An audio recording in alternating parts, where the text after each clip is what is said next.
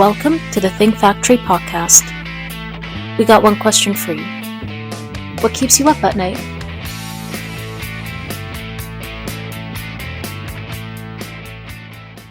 So welcome back to the Think Factory podcast, powered by OGC Solutions, and I'm your host, Chris Santomassimo from OGC Solutions, and I'm actually doing a live on-the-spot interview with Alan Rich, the president of Nova Labels in Cheverly, Maryland. So welcome to the podcast. Thanks, Chris. Appreciate you having me on. Oh, it's fun. I love coming to shops and seeing what each company does because they do things a little bit differently. And I'm also excited to learn a little bit more about Nova and the history of how the company was started, how you got here, and of course what you're doing today for your customers. So give us a little snapshot. Well, my father-in-law, Sandy Bernstein, started the company in 1982. Prior to that, he was at Nashua Corporation for 22 years and a couple other small companies. Back from the 50s, right? Yeah, I guess he started somewhere around 56, I think it was. It was Paramount Paper Products. And when he first started, he was a stripper. So, today's technology of digital and having to do paste up and stuff by hand back in the day, nobody would understand that unless you're an old person. Yeah. So he got into that and was doing sales and then started crisscrossing the country with Nashua. Lived in L.A. and Atlanta, Omaha, and New Hampshire. So through all of that, Nashua put him in D.C. as government sales manager somewhere in the early 80s, late 70s, I guess it was. And he had a distributor that was selling government product, tape reel labels and mag tapes and all that old style stuff, media. And so they had purchased a 7-inch 2-color press from a company in Omaha that Sandy used to work for about 5 years. And they were coaxing him to open a label company here in the DC market. So at the time, he was selling to Giant Food. It was the local grocery chain, independent, 100-plus stores. And basically, if Giant would move their business from Nashua and from HG Label that he was working with at the time, then they would do something. So Giant did. They set up shop at their warehouse in Tysons Corner, Virginia. It was just a really small place.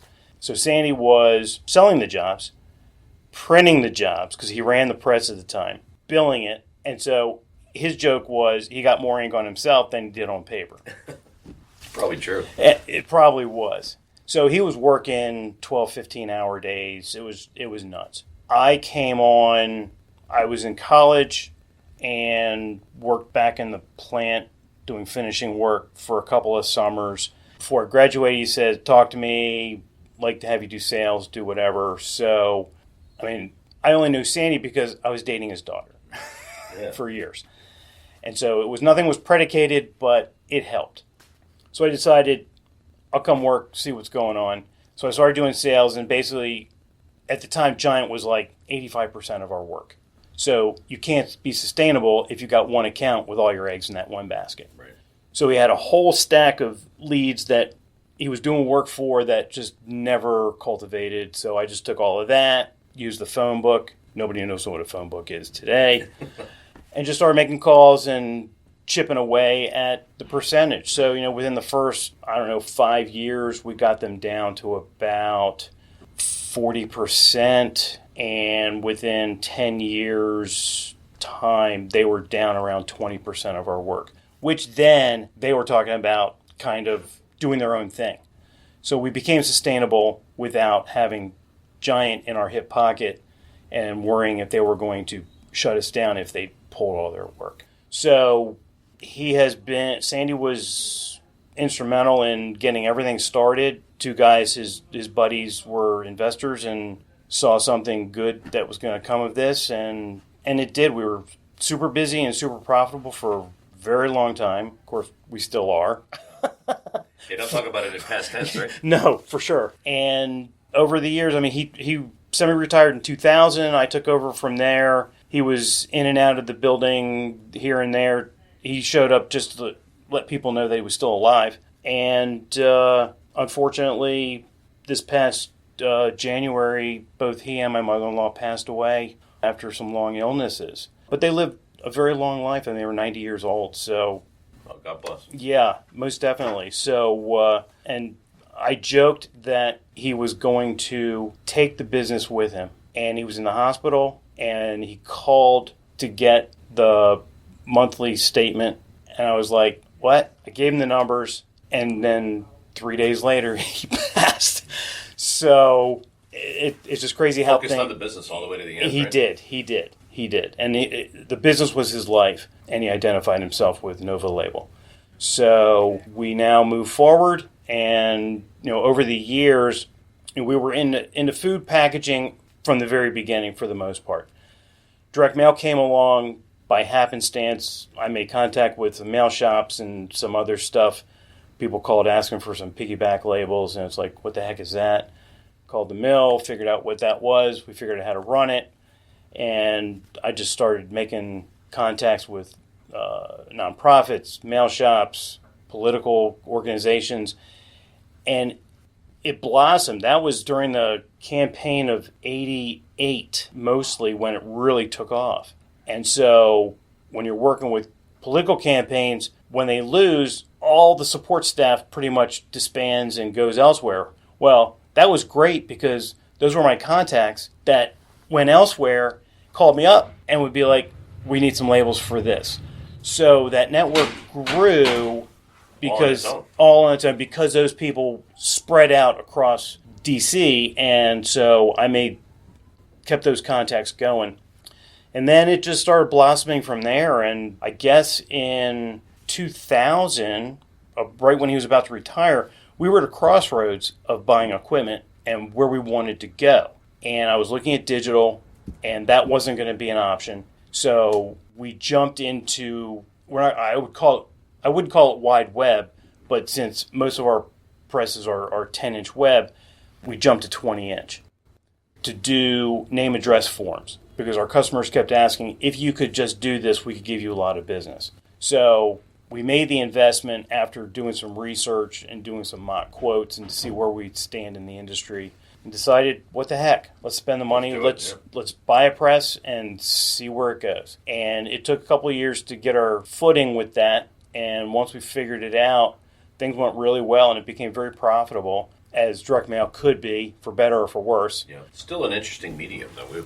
We talked a lot on the podcast about the direct mail business, and not only from the supplier side, but also from the marketer side, about what a great medium it is. And some of the labels that you're doing even accentuate that, sometimes the tactile feel maybe, but really the appearance of the piece. Oh, absolutely. And, for us, for direct mail, the labels are freemiums. So it's either a necessary evil, or they don't have to put name stickers or bumper stickers or window decals or anything. But to your point, the tactileness of getting this package, pulling something out that's been personalized, and hoping that person tears off the reply, mails it back, and gives you some money at the same time, that's where it goes. And for years we joked, it's like, this has got to end at some point. And it just hasn't. It's grown and it's been strong. But I think as the economy changes and demographics change and everybody starts to get older, I'm not so sure Gen X, Gen Y, the ABC, EFG, whatever you want to call them. Whatever generation. Yeah, whatever generation it is, wants mail or wants personalized labels to come, because nobody uses the mail to send checks. Everything's electronic and mobile anyway. But decals, stickers for whatever are still hot. I mean, you see everybody walking around with laptops or water bottles, and you see decals stuck on everything. So That's always going to be there. Personalization for name labels, it maybe could go another 10 years, I guess. I don't know.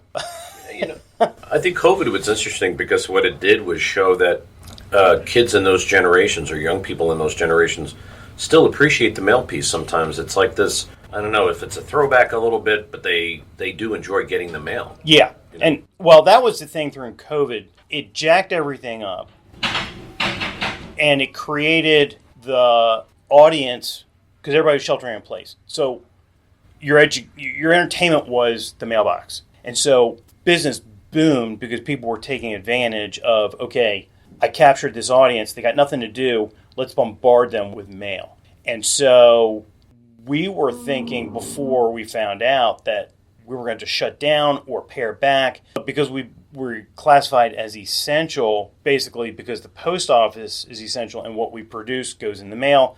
It's a whole thing. So it just ramped up. And then the strike hit. And that just threw everything into a tizzy. And so forced people to actually plan way out because we just couldn't get paper. Right.